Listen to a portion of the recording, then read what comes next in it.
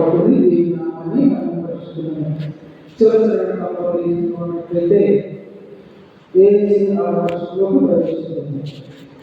47వ కీర్తన.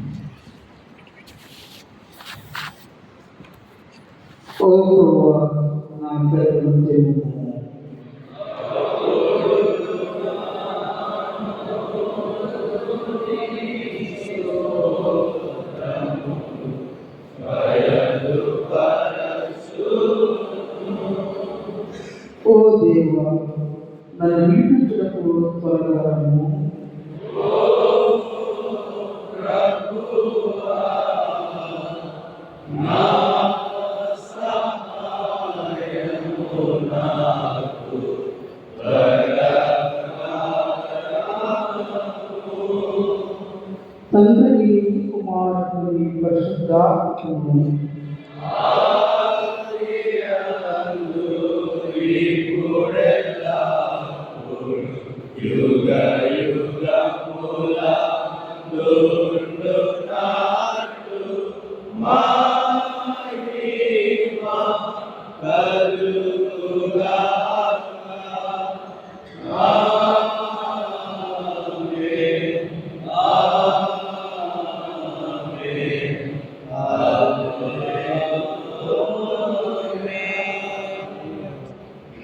రండి యెహోవాకు నమస్కారం చేయుము.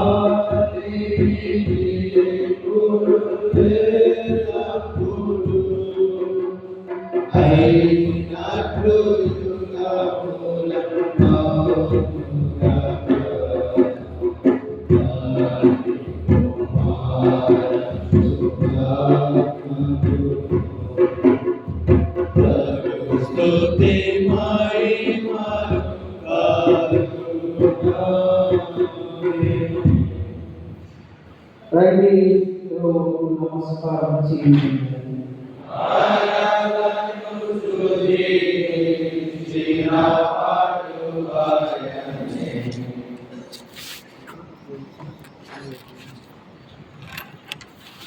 మనము నిలబడి 145వ సంకీర్తన మొదటి నుంచి చివరి వరకు ఉత్తరాఖండ చదవబడింది.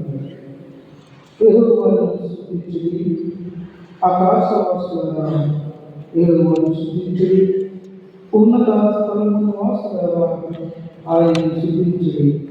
ఆయన దూతలారా మీరందరూ ఆయన స్తుతించుడి, ఆయన సైన్యములారా మీరందరూ ఆయన్ని స్తుతించుడి. సూర్యచంద్రులారా ఆయనను స్తుతించుడి, కాంతి గల నక్షత్రములారా మీరందరూ ఆయనను స్తుతించుడి. పరమాకాశములారా ఆకాశముపై ఉన్న జనములారా ఆయనను స్తుతించుడి. యెహోవా ఆత్మను ఏమనుకుంటేను అవి యెహోవా నామమును స్తుతించును గాక. ఆయన వాటిని నిత్య సాయువులుగా స్థిరపరచి ఉన్నాడు, ఆయన వాటికి కట్టడ నియమించాను, ఏదియో దానిని అతిక్రమింపలేదు. భూమి మీద ఉన్న మొక్కలారా, ఆగాధ జలములారా, యెహోవాను స్తుతించుడి. అగ్ని అడగండ్ల హిమమా ఆవిరి, ఆయన ఆజ్ఞను నెరవేర్చు తుఫాను. పర్వతములారా, సమస్తమైన కోటలారా, ఫలవృక్షములారా, సమస్తమైన దేవాల వృక్షములారా, మృగములారా, పశువులారా, నేను కాకు జీవులారా, రెక్కలలో ఎగురు పక్షులారా, భూరాజులారా, సమస్త ప్రజలారా, భూమి మీద ఉన్న అధిపతులారా, సమస్త నాయకులారా, యెహోవాను స్తుతించుడి. యవ్వనులు, కన్యలు, వృద్ధులు, బాలులు, ఆయన నామం ఉన్నతమైన నామము, ఆయన ప్రభావం భూమి ఆకాశములకు పైగానున్నది. ఆయన తన ప్రజలను ఆశీర్వదిస్తున్నాడు. ఆయన భక్తులకి ఆయన ఇశ్రాయేలులో ముఖ్యంగా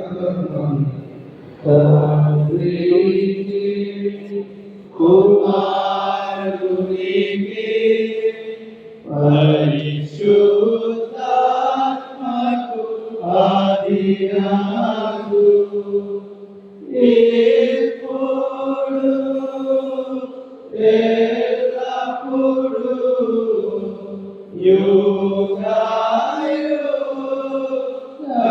యుగాయుగములందు ఉండునాట్లు మహిమ కలుగును గాక.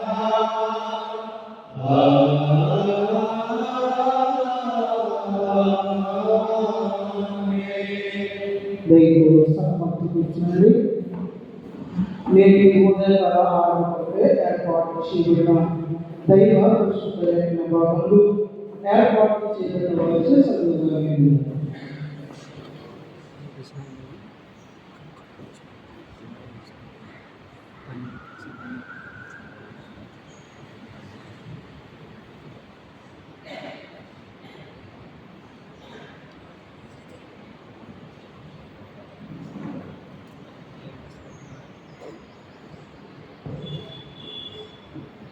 For this morning devotion, the Holy Scripture Bible portion taken from the Old Testament book of Job, chapter 9, verses from 1 to 13.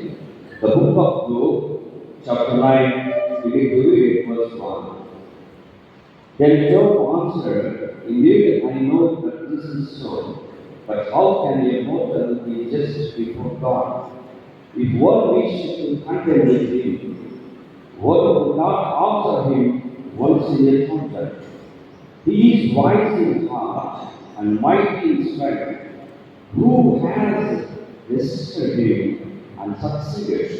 He who removes mountain and did not know it, when he overturns them in his anger, who shakes the earth out of its place and its pillars tremble, who commands the sun and it does not rise, who sees of the stars, who allows stretch out the heavens and trample the waves of the sea, who made the bear and the warrior, the Pleiades and the choppers of the south, who does great things beyond understanding and marvelous things without number.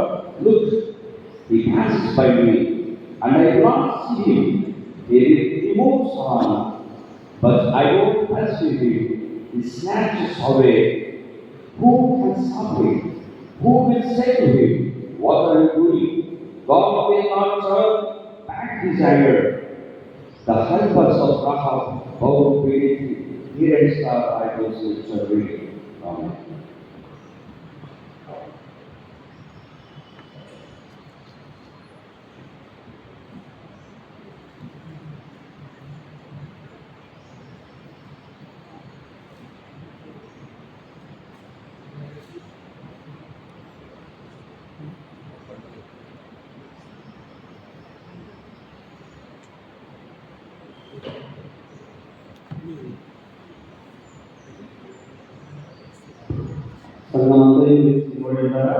సువార్త పాడేవాళ్ళము చదవగా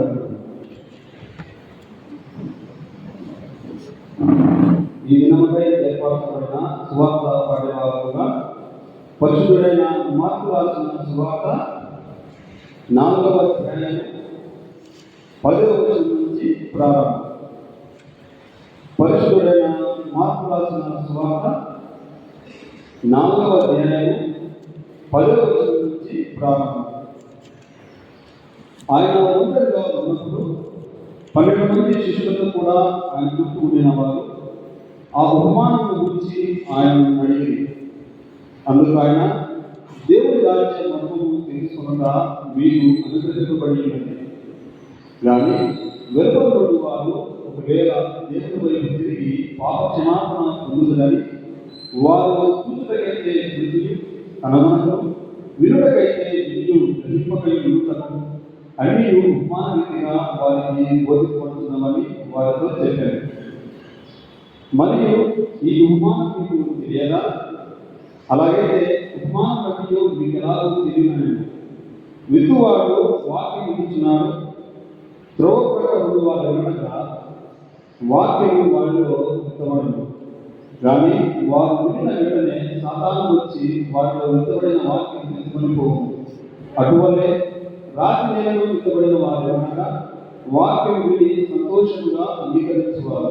అయితే వారిలో వేరు లేనందున కొంతకాలము వారు విలుతులు కానీ వాక్యం నిమిత్తము శ్రమైనను హింసైనను కలుగుగానే వారు అభ్యంతరాలు.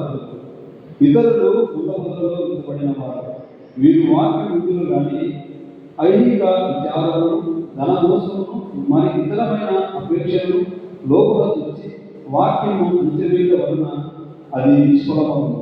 మంచి నేలలో విత్తబడిన వారు అనగా వాక్యం విని దానిని అంగీకరించి 30 60 100 ఫలించు వారని చెప్పారు. ఇద్దరితో సువార్త పాఠాలు దయచేసి అన్నమంది కూర్చోవలసిందిగా కూర్చోండి.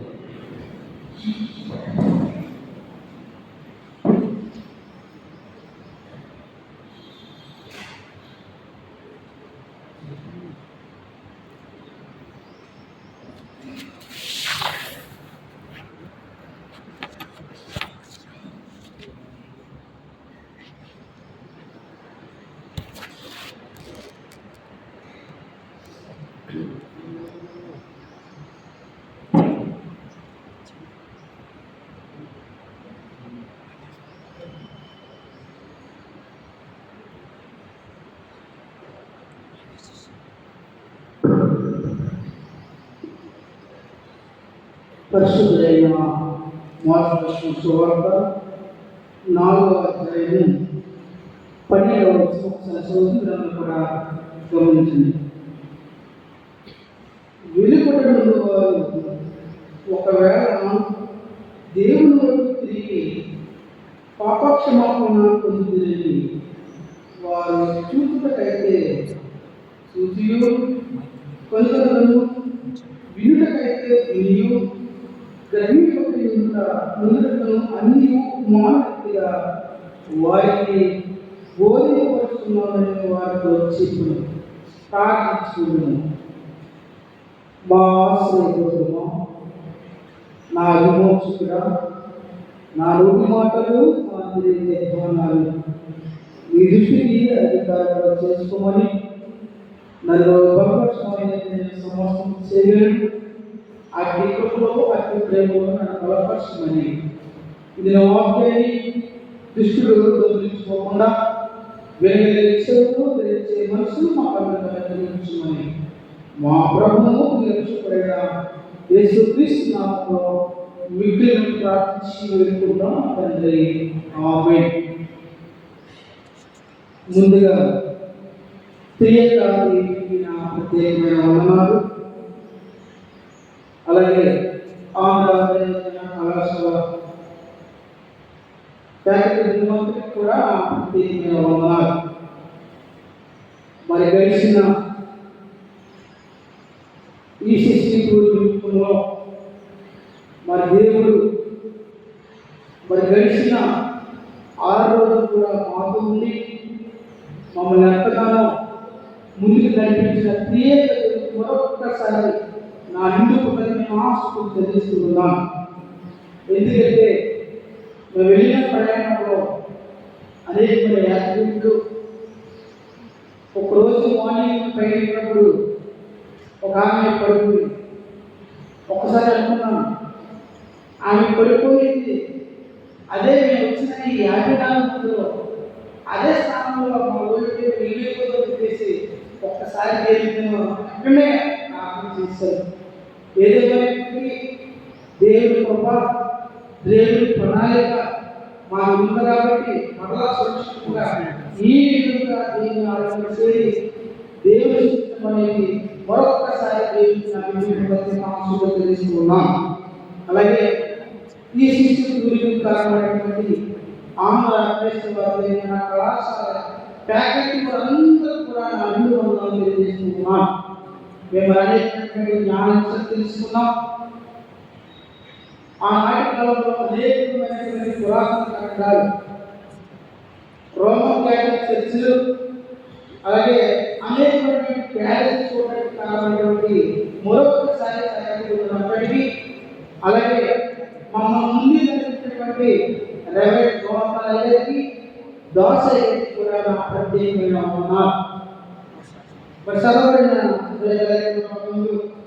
మనం ఒకసారి గమనించినట్లయితే మొదటగా పాఠ వాక్య భాగంగా యోబు గ్రంథము 9వ అధ్యాయము 1 నుంచి 10 వచనాలు, మరి నూతన నిబంధన వాక్య భాగంగా పరిశుద్ధుడైన మార్కు సువార్త 4వ అధ్యాయము 10 నుంచి 20 చదువు విన్నాము. అలాగే 148వ సంకీర్తన కూడా మనం చదువుతున్నాము. ఈ 3 లేఖనాలు ఆధారం చేసుకుని దేవుని యొక్క సహాయకులను ఏర్పాటు చేసినటువంటి అంశం ఏంటంటే దేవుని వాక్యం మనలో ఫలించడం. ఇక్కడ యేసుక్రీస్తు ప్రభువు వారు మార్కు సువార్త 4వ అధ్యాయము 11వ అధ్యాయము, అలాగే ఇంకా అనేక అధ్యాయాలు మత్తయి సువార్త, పరిశుద్ధైన యోహాను సువార్త, ఈ 3 వాటిలో కూడా యేసుక్రీస్తు ప్రభువు వారు ఉపమాన రీతిగా ప్రజలకు అర్థమయ్యేంతగా ఉపమాన రీతిగా బోధించారు. ఆ 4వ అధ్యాయము 10వ వచనంలో శిష్యులు అంటున్నారు, ఏమని? అయ్యా యేసు ఆయన అంటారు, ఎప్పుడైతే సొంత తెలుగులో ఆ నలుగురిన ప్రజల సువార్త చెప్పారో విత్తనాల నుంచి శిష్యులు చెబుతున్నారు, ఏమని? అయ్యా యేసు ప్రభువా, నువ్వు ఎందుకు ఈ ఉపమానాన్ని బోధించావు? అలా ఎందుకు శిష్యులు దేవుడితో సంభాషిస్తున్నారంటే, ఒక దేవుడే పరలోకాన్ని విడిచిపెట్టి ఈ భూమికి తన కథలను పరలోకంలోకి నడిపించడానికి యేసుక్రీస్తు ప్రభువు తగ్గించుకుని, మన స్కూల్లో చిన్నప్పుడు మన పాటలో టీచర్స్ బోధిస్తారు, ఏమని? ఏ ఫర్ యాపిల్ అని, బి ఫర్ బాల్ అని. అదే రీతిగా యేసుక్రీస్తు ప్రభువు విత్తనాల గురించి చెప్తున్నారు. ఆ శిష్యులు అంటున్నారు, ఎందుకని తగ్గించుకుంటూ చెప్తున్నామంటే యేసు ప్రభువు మాటలు ఏమని? దేవుని యొక్క పరలోక రాజ్య మర్మాలను తెలుసు కానీ ఈ లోకంలో ఉన్న ఈ పెద్దలకు జ్ఞానం లేదు. వీరికి జ్ఞానంగా అర్థం అవ్వాలంటే ఎలా చెప్పాలంటే ఈ లోక విషయాలతో పోల్చి చెప్పడమే మనము అని చెప్పేసి యేసుక్రీస్తు చెప్పారట. శిష్యులు అందరూ ఆశ్చర్యపడ్డారు. మీరు కూడా ఈ విధంగానే నిలబడాలి. మీరు ఏది పెట్టాలని చెప్పకూడదు. మన ప్రసంగాలు కూడా ఎట్లా పెట్టాలో చెప్పకూడదు. ఒక సమయం లేకుండా, ఒక సందర్భం లేకుండా, ఒక పద్ధతి లేకుండా, ఒక విధానం లేకుండా చెప్పకూడదు. యేసు ప్రభువు వారు అనేక ఉపమాన రీతిగా పరలోక రాజ్యాన్ని ఈ భూలోక చేసుకోవడానికి మర్మాలతో కలిగిపోయి చెప్పాడు. ఎందుకు? అర్థం అవడం కోసం. ఈ విత్తన ఉపమానం కొరకు సారియస్ పర్జన్ అని ఆయన ఒక బుక్ రాశాడు. ఏ బుక్ అంటే విత్తుమాన ఉపమానము అని చెప్పేసి బుక్ రాశాడు. ఆయన ఇంగ్లాండ్ ప్రాంతానికి చెందినటువంటి ప్రముఖ ప్రసంగ చక్రవర్తి అయిన వీరుడు ఎవరికే సారియస్ పర్జన్ గారు. అయితే ఆ తల్లి గారు బాగా, వాళ్ళ దాది గారు బాగా, వాళ్ళందరూ కుటుంబం అంతా భయంతో భక్తితో ఉంటూ ఉండేది. సారియస్ పర్జన్ గారు దేవుడు అంటే లెక్కలేంతకు ఉండేవాడు. తన తల్లి దేవాలయం కూడా మందిరంలో ప్రార్థన చేసేదట. ఏమని? మేమందరం కూడా భయము భక్తితో ఆరాధిస్తున్నాం, నేను సేవిస్తున్నాను అని చెప్పేసి నా కుమారుడు ప్రత్యేకని చెప్పేసి ప్రార్థన చేసిందట.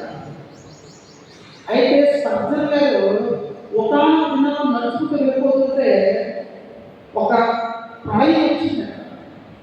అయితే ప్రళయానికి ఆయన భయపడిపోయాడు.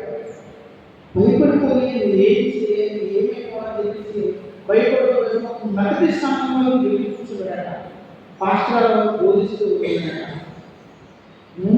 నివాసులారా నాకు మీరు రక్షణ పొందుతుందని చెప్పేసి ఆయన బోధిస్తూ ఉంటాడు.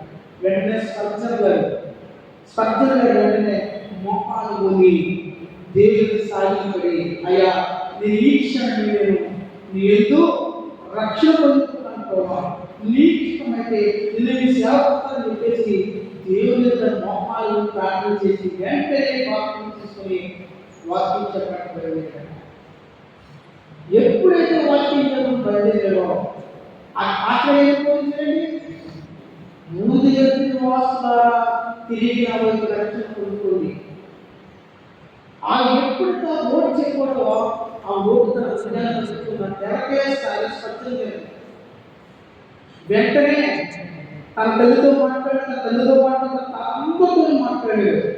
ఎలా బోధించారు, ఏ విషయంలో సమాధానం పొందితే అర్థమవుతుంది. నేను క్రీస్తు ప్రకటించాలి, క్రీస్తు నాతో మాట్లాడాడు, నేను లోకాన్ని విడిచిపెట్టుకున్నావు, దేవుడు పిలిచాడని చెప్పేసి వెంటనే తన తల్లిదండ్రులను దాచి సేవ సమర్పించాడట.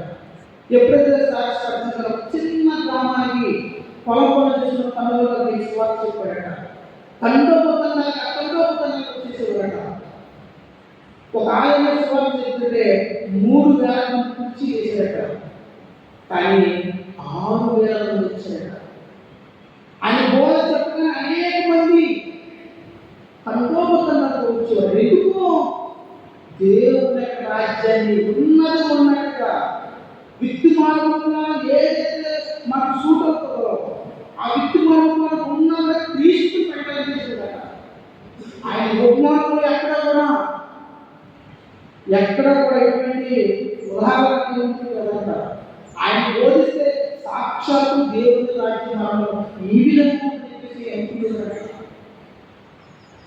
ఎప్పుడైతే ఈయన ఈ విధంగా ప్రకటిస్తూ ఉన్నారో ఉపమానం దినాన్ని సమయం కరెక్ట్గా 1:20 పరిశుద్ధాత్మ దేవుడు మాట్లాడుతూ ఉన్నాడు. ఏమని? అయ్యా స్పర్ధన్ నువ్వెళ్ళి వాక్యం ప్రకటించు అనగానే వెళ్ళి వాక్యం ప్రకటించడానికి బయలుదేరాడు. ఎక్కడికి? సత్యుత తాళమేస్తుందంట. వెంటనే ఆలోచన వచ్చి ప్రసంగం చేస్తూ ఉంటాడు. ఎంత 45 నిమిషాలు ధారాళంగా వాక్యం ప్రకటించగలట. మళ్ళా పరిశుద్ధాత్మ నువ్వు ప్రసంగం అయిపోతే దీవి అని చెప్పేసి మళ్ళా దీవిస్తున్నాడు. ఈ విధంగా పెంచీలో నుంచి 2 చేతుల పైకి వేసిన ఒక్కసారి శబ్దంగా అడిగిపోయాడు. ఒంటి కంటే ప్రాంతంలో ఎవరు లేని ప్రదేశంలో దేవుని ఆలయంలో 2 చేతుల పైకి ఎత్తితే శబ్దం ఒక్కసారి అడిగిపోయాడు. వెంటనే ఆ 2 చేతులు ఎవరు వచ్చా? దొంగలు. అదే ప్రాంతంలో దొంగతనం చేసి ప్రజలు చంపేపోతుంటే దేవుడు ఎక్కడా కూడా స్థలం లేదంట. దేవుడి మనం ఇంటికి తీసుకుని అతిథుల గురించి పెంచుతున్నాడు. ఎప్పుడైతే దేవుని వాక్యం ప్రకటించిన వ్యక్తి మనం రెండు చేతులు పెట్టుకోవాలి. అయ్యా మా బ్రతుకు దొంగతనం అనుకున్నాం, మా బ్రతుకు మా కొరకే అనుకున్నాం, కానీ నీ ప్రసన్నం చేసావు, మాకు రక్షించబడ్డాం, మేము రక్షించబడ్డాం, మా జీవితం నేను సమర్పించుకుంటాం, మేము ఎక్కడి నీతిగా బతుకుతాం. నీతిగా బతికి పోలీసు సరెండర్ అయిపోయి వారి జీవితాన్ని మార్చుకుని దేవుని సువార్త పడటం వారు నిలబడ్డారు. ఈ ఉపమానము దేవుని యొక్క ఉపమానం ఎవరు ఉంది అన్నారు? విత్తువారు శ్రద్ధగా ఉన్నారు కాబట్టి, ఆయన బోధించాడు కాబట్టి అనేక మంది దగ్గర కనిపించాడు. అదేవిధంగా ఈ వాక్యం ఎవరు ఫలించింది? యోగులో ఫలించింది. యూది దేశంలో తన కుటుంబం నుంచి దేవాలయం కూడా దేవుని మందిరంలో దోపుని తన కుటుంబం అంతా కూడా దేవుని మందిరంలో నిలబడి ఉన్నాడు. దేవుని వాక్యం తన దేవుని నిలుపుకునేవారట. ఎప్పుడైతే 4వ అధ్యాయం నుంచి 4వ వచనం వరకు ఎప్పుడు శోధన ఇరుకులు ఇబ్బందులు వచ్చినా కూడా ఎక్కడ కూడా యోగు బెదరన్నాడు. నువ్వు పాపం చేసేమో, నేను పాపం చేసేది నాకు తెలుసు, దేవుడు శిక్షిస్తాడు, దేవుడు కొడతాడు, సమస్తం ఆయనది. నేను తల్లి జరుగుతున్నానంటే నన్ను నిర్మించిన వాడు ఆయన. నువ్వు చెప్తారు ఎక్కడ ఉన్నారా? ఆకాశం నిర్మించిన వాడు ఆయన, పర్వతాలను నిర్మించిన వాడు ఆయన, సూర్యచక్రం నిర్మించిన ఆయన. మరొక పుట్టి ఆయన సరిగ్గా శిక్షిస్తాయి. ఆయన సరిగ్గా ఆకాశం నిలిచిపోతుంది, భూమి నశించిపోతుంది. నేనంతయ్యా ఈ సృష్టిలో నేనంత బ్రతికంతా దేవుని ఇష్టం, ఇది దేవుని ఆలయం, దేవుని ఇష్టపడి ఈ జీవితాన్ని నేను దేవుడికి సమర్పించుకుంటున్నాను. నన్ను ఎలా చింతిస్తూ ఉంటాడు, నన్ను ఎలాగైనా ఆయన ఇష్టం. దేవుడు దేవుడి వాక్యం చదివిస్తున్నది నీ జీవితంలో వస్తాయి, ఇబ్బందులు వస్తాయి, శోధలు వస్తాయి. ఇవన్నీ కూడా నువ్వు గ్రహిస్తే, ఇవన్నీ నువ్వు పట్టుకుంటేనే దేవుడు నువ్వు చేయాలి. యోగు ఎంత విశ్వాసం ఉందండి, యోగు ఎంత విశ్వాసం ఉందండి. పెద్దల పక్కన ఒక భార్య అనేక రకాలుగా హింసిస్తున్నప్పటికీ కూడా ఎక్కడ చెల్లుతున్నా ఆయన ఇష్టం, ఆయన సంతోషించాడా? నన్ను పాటిస్తుంది, ఆయన సాధించిందే, ఈ ఆత్మ ఆయించిందే, ఈ జీవితం ఆయించిందే, ఆకాశం ఆయన, భూమి సమస్తం కూడా ఆయిందే. ఏ మైకుండా కావాలేదు. దేవుడితో నేను సాక్ష్యం పడుకోవాలి. దేవుడితో వాక్యంలో తీసుకోలేదు. వాక్యంలో ఫలించింది కాబట్టి ఆయన నిలబడ్డాడు.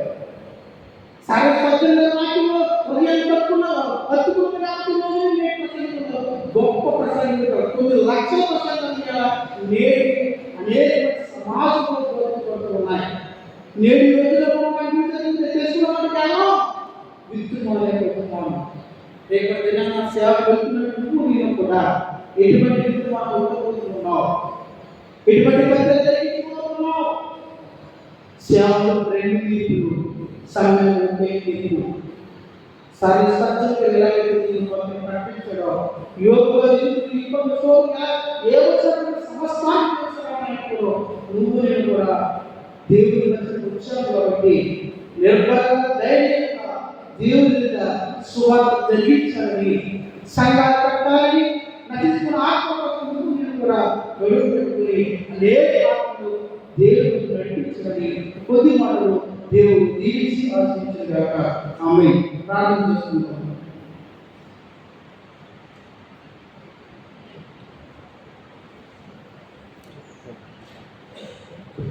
పరిశుద్ధ ఈ పరిశుద్ధ ఆకాశ మహాకాశములు సర్వసృష్టి సర్వలోకములు కేవలం మా ప్రియ ఈ ఘనమైన పరిశుద్ధ ఆంధ్రప్రదేశ్ కూడా దీవించి ఆశ్రయించుకుని మా ప్రభుత్వం యేసుక్రీస్తు నామములో మిక్కిలి ప్రార్థించి వేడుకుంటున్నాము తండ్రి. ఆమేన్. పరలోకమందున్న మా తండ్రి, నీ నామములో పరిశుద్ధపరచబడగాక, నీ రాజ్యం వచ్చుగాక, నీ చిత్తము పరలోకమందు నెరవేరునట్లు భూమి మీద నెరవేరుగాక. నన్ను ఆరాధన చేయుము, ప్రకారం చేసిన వారిని మమ్మ సోదరుగా రాజశక్తి మహిమ దరిద్రమున్నావు తండ్రి. ఆమేన్. మన తండ్రి అయిన దేవుని ప్రేమ, ప్రభువు రక్షకుడైన యేసుక్రీస్తు యొక్క కృప, పరిశుద్ధాత్మ సహవాసం మనకు మన కుటుంబాలకు ప్రపంచ దేశాలకు